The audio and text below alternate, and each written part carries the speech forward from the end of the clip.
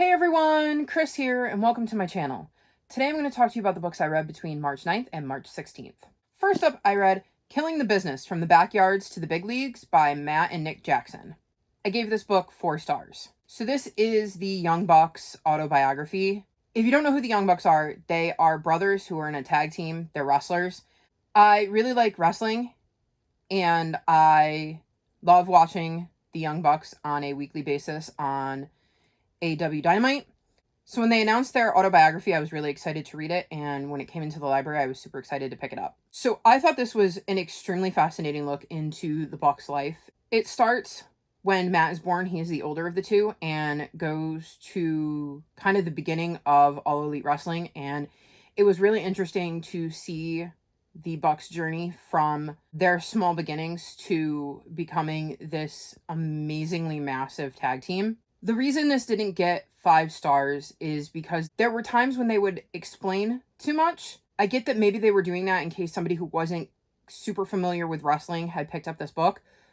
But as somebody who was, I didn't enjoy those parts because I'm like, I know who you're talking about, or I know what you're talking about. I don't need all of those extra details. So at times I found that part to be a bit simplified, and I didn't enjoy how they went about doing that. But otherwise, I thought this was a fascinating read, and I look forward to the day that they write another autobiography to see how different their lives were after they started this new company and how different that was compared to the beginning part of their career. Next up, I read The Brave by James Bird, and I gave this book 3 stars. In this book, we follow Colin, who has a condition where he must count all of the letters in the words spoken to him.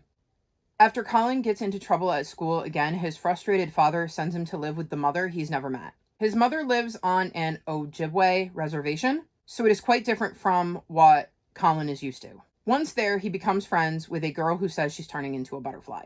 So I have really mixed feelings about this book. I've lowered my rating a few times because the more I think about this book, the more I find that I dislike about it. I didn't like the way Colin's dad treated his condition like there was something massively wrong with Colin. As somebody who has anxiety, I know what it's like to live with parents who wish you could turn something like that off, and it doesn't work that way. Believe me, I would love to be able to flick a switch and just not feel anxious anymore, but obviously it doesn't work like that. And so I guess that his dad was upset about it, because I suppose that is a realistic reaction, but at the same time, it frustrated me that his solution was to send Colin off to this mom he's never met. I also didn't like how the school handled his condition. Another thing I really disliked about this book was the fact that Colin is immediately smitten with his neighbor, Orenda, who believes she's turning into a butterfly from the moment he first sees her, and that kind of takes over the book. And I thought that we were going to be getting to see more of Colin dealing with his condition and finding ways to manage it, exploring this relationship with his mother and life on the reservation. The romance part kind of took over the book, and I didn't like that. I also feel like this is more of like the lower end YA than middle grade. So I feel it was kind of mismarketed in that sense too. I did like how his mom handled things. She seemed to take a much more laid-back approach to Colin's disorder, and I did like that, because after everything with his dad, it was nice to see that his mom had found a way to make him feel normal. Like, that was one of the things he struggled with, was how his condition made him stick out like a sore thumb in school, and his mom was really good about not drawing attention to it, and I did like that. I don't know, there was just some twists in this book that I didn't like, and by the end, I was very unhappy, even though it had such a promising start. Next up, I read The Great Brain Robbery by P.G. Bell, and I give this book 4.5 stars. This is the second book in the Train to Impossible Places series. In the first book, Susie sneaks aboard the train after it crashes into her living room, which leads her to discovering the land of impossible places. Once there, she ends up helping to deliver packages after she's discovered aboard the train. In this book, Susie finds herself back in the land of impossible places. I don't really want to say much more about the plot of this book, as I don't want to spoil anything that happens in the first book. I really love this series. I love Susie. I think she's such a great protagonist, and I still am loving her in this book. I really liked getting to see the journey that she goes on in this book and getting to see the new places we come across in this book. I also thought that the end was fantastic, and I cannot wait to see how this trilogy ends. I love this book and this world and Susie and getting to spend time with them, and I'm really looking forward to finishing off this trilogy. Next up, I read The Times I Knew I Was Gay by Eleanor Cruz, and I gave this book 4 stars. This is a nonfiction graphic novel that follows the author as she comes to terms with the fact that she's gay. So I thought this was a really quick and easy read. I really liked the graphic novel style of this story. I thought it was interesting to see Eleanor as she throughout her life worked to coming to the conclusion that she was gay. It was interesting to see the relationships that she had along the way and how they led her to figuring things out. It was also interesting to see her mention times in her life with hindsight that made her go, maybe I should have known it then. All in all, this was a really interesting read, and I'm glad I picked it up. Next up, I read The Mystery of the Painted Dragon by Catherine Woodfine, and I gave this book 4 stars. This is the 3rd book in the Sinclair's mystery series. In this series, we follow Sophie, who works at Sinclair's department store, and she teams up with her friends to solve mysteries. In this book, a priceless painting has been stolen, and Sophie and her friends must figure out what happened to it. I'm still really enjoying the series. I liked getting to see the new characters that were brought in and having those new character interactions. I really like how Catherine Woodfine does that in each of her books and introduces the new characters and weaves them into the existing world. I really like Sophie and her group of friends, and I love how they go about trying to figure out this mystery of how a painting that, for all intents and purposes, was locked in a room and there should have been no way to steal it, did end up missing. This was just another good historical fiction mystery, and I'm really loving this series. Next up, I read Ghost a la Mode by Sue-Ann Jafferin, and I gave this book 4.25 stars. In this book, we follow Emma, who, after attending a seance, begins to see and hear the ghost of her several times great-grandmother, Granny Apples. Granny Apples is looking for help. She needs Emma's help to prove that she didn't kill her husband over 100 years ago. This was a reread for me, and this was the 3rd time I've read this book, and I still enjoyed it. I think that Granny is hilarious, and I can't even imagine what it would be like to have somebody like her in my life. She's stubborn and mouthy, and poor Emma having her life turned upside down by Granny. I just really love Emma and Granny's relationship and getting to see how that develops throughout the story, and seeing Emma comes to terms with the fact that she can now see and hear this ghost, and that is not at all what she had expected her life to have in it. And I just thought this was a super interesting mystery, and it was quite interesting to see how Emma went about proving that A, Granny didn't murder her husband 100 years ago, and B, that Granny's death was a murder. In the end, I didn't manage to figure out who had framed her and who was trying to stop Emma from figuring things out, and I always love when a mystery book can stump me. I am definitely looking forward to reading more from this series. Next up, I read Truth or Dare by PJ Knight, and I gave this book 2 stars. At a sleepover with her friends, Abby confesses that she has a crush on her neighbor Jake. She swears them to secrecy. The next morning, she wakes up to a text that tells her to stay away from Jake or else. The more time she spends with Jake, the more creepy stuff starts happening to her due to her spending time with Jake. Abby begins to suspect, as things escalate, that she's being haunted by a classmate who died last year and who was dating Jake at the time. So this book just was not for me. I think that maybe when I had been the target age range, I would have been far more into this book than I was. I just didn't find it spooky, and I wasn't into all this teenage crush stuff, and I think this is just a case of a book where it works for the target age range, but my being an adult makes it not work for me. So I won't be continuing on with this series. Next up, I read Super Fudge by Judy Blume, and I gave this book 4 stars. In this book, we follow Peter, who is having a rough year. First, his parents tell him that they're having another baby. This is not what Peter wants to hear, as he already has a little brother named Fudge, and he is quite the character, and in Peter's mind, one Fudge is one Fudge too many. They then inform him that they will be moving for the year and he will be attending a new school. On top of that, because Fudge is super smart, he will also be going to this school with Peter.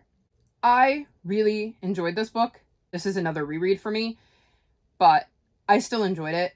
I love getting to see Peter's exasperation with his parents and with his little brother, and this feeling like his parents are ganging up on him, and I feel like that would be really true to form. I liked getting to see him adjust to a new school and making new friends while also dealing with Fudge, and Fudge is quite the character.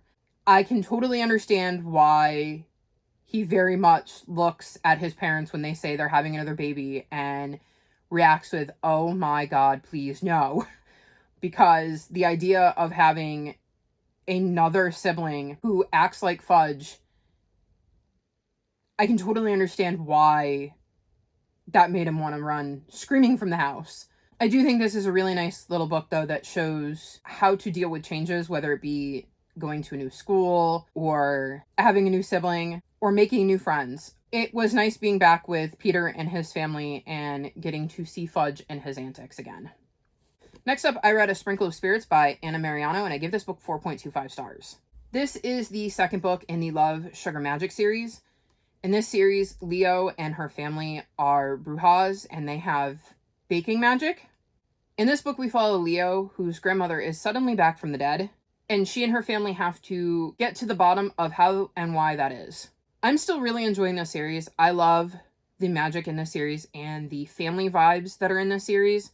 Leo is the youngest of 5 sisters, and her family owns a bakery, which is run by her mom and her aunt, and all of her sisters pitch in. And like I said, I really, really like the family vibes and getting to see how they all work together. I liked getting to see the different parts of magic Leo is learning in this book, as in the first book, she finds out that they're brujas. So in this book, that's already established. So it was quite interesting getting to see what she was now learning now that she was in on the family secret.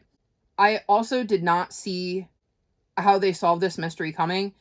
And that twist at the end of the book, my God, I cannot wait to pick up book 3 and find out what happens from there.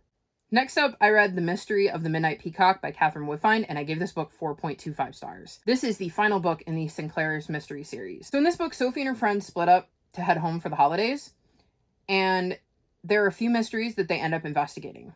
So I really enjoyed how this book kind of wrapped up the series and tied up all of the loose threads that had been put out during the first 3 books.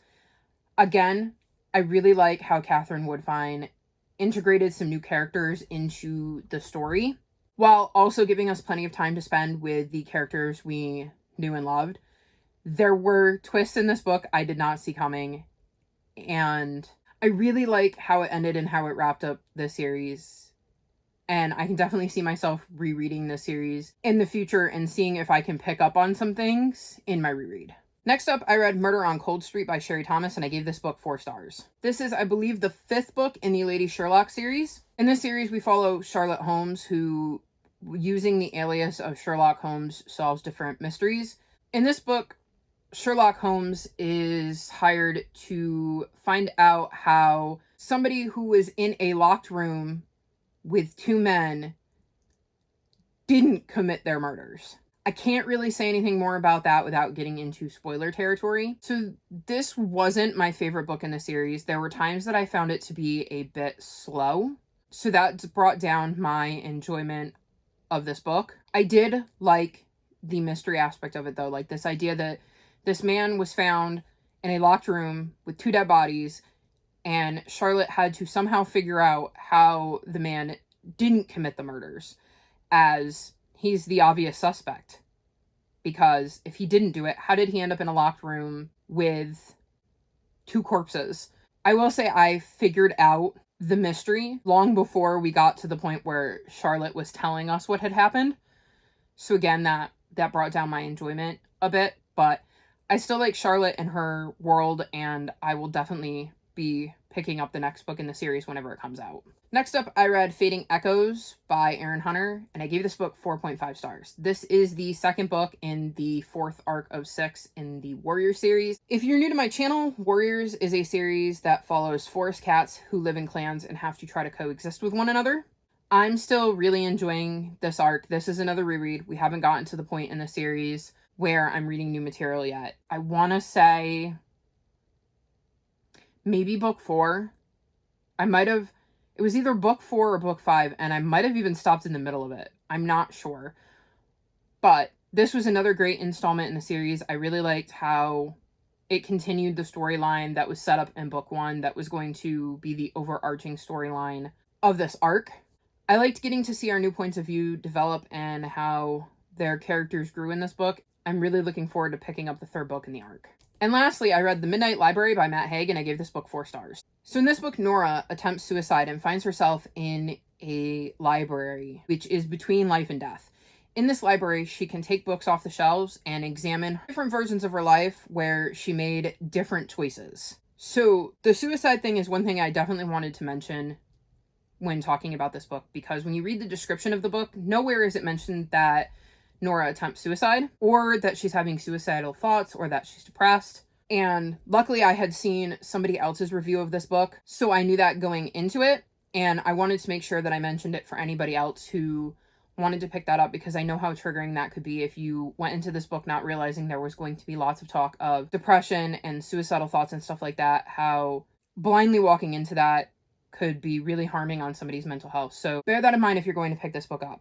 With that being said, I did really enjoy this book. It was really interesting getting to see which of the decisions she had made in her life Nora wanted to see like the other side of the coin. It was also really interesting to see how each of those lives played out and some of the similarities between each of her lives.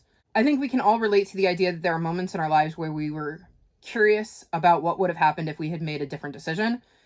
So I kind of like the idea that she ends up in this kind of in-between where she gets to check that out. This was a really quick read, though, like I said, because of the depression talk and the suicidal thoughts, sometimes it wasn't the easiest of reads. I just thought this was quite an interesting read and one that is really relatable, as, like I said, we've all had those moments where we wonder, what if we had done things differently?